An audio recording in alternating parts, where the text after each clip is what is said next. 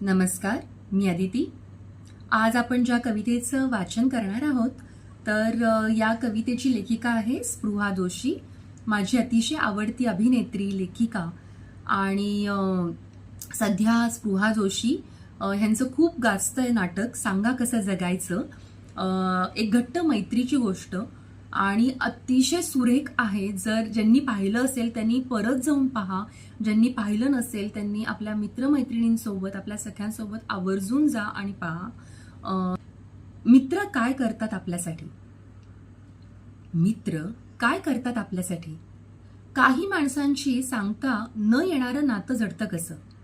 काही माणसांशी सांगता न येणारं नातं जडतं कसं? आपल्या आतलं खळबळणारं वादळ त्यांना कळतं कसं? आपल्या आतलं खळबळणारं वादळ त्यांना कळतं कसं? त्यांच्यासोबत असताना शांत रात्री एकही शब्द न बोलता आवडतं पुस्तक वाचता येतं. त्यांच्यासमोर ढसाढसा मोकळं होईपर्यंत मन पिळवटून रडता येतं. ते येणार म्हणून घरातला पसारा आवरावा लागत नाही. ते येणार म्हणून घरातला पसारा आवरावा लागत नाही. ते येणार म्हणून मनातला पसारा अस्वस्थ मेकअपने सावरावा लागत नाही. त्यांच्यापाशी आनंदाचं प्रदर्शन मांडावं लागत नाही. त्यांच्यापाशी आनंदाचं प्रदर्शन मांडावं लागत नाही. त्यांच्यापाशी फिल्टर्स लावून सौंदर्य वाढवावं लागत नाही. दूर दूरच्या वाटांवर त्यांच्यासोबत नुसतंच भटकता येतं. दूर दूरच्या वाटांवर त्यांच्यासोबत नुसतंच भटकता येतं. दूर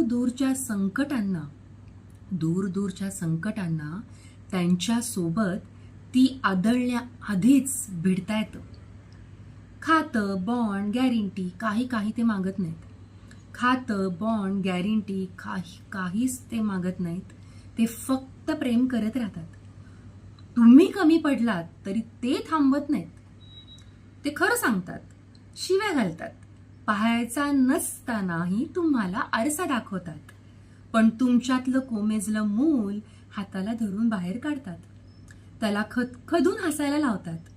ते तुमच्यासाठी रात्री बेरात्री वेळ काळ न बघता फक्त असतात.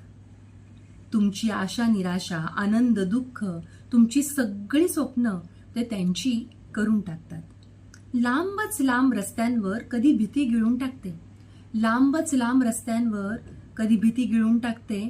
कधी कधी स्वतःचीच खूप भीती वाटते. शांततेतलं काहूर ते शांतपणे समजून घेतात. शांततेतलं काहूर ते शांतपणे समजून घेतात. हरवल्या वाटेवरचं खुणेचं झाड होतात. हरवल्या वाटेवरचं खुणेचं झाड होतात.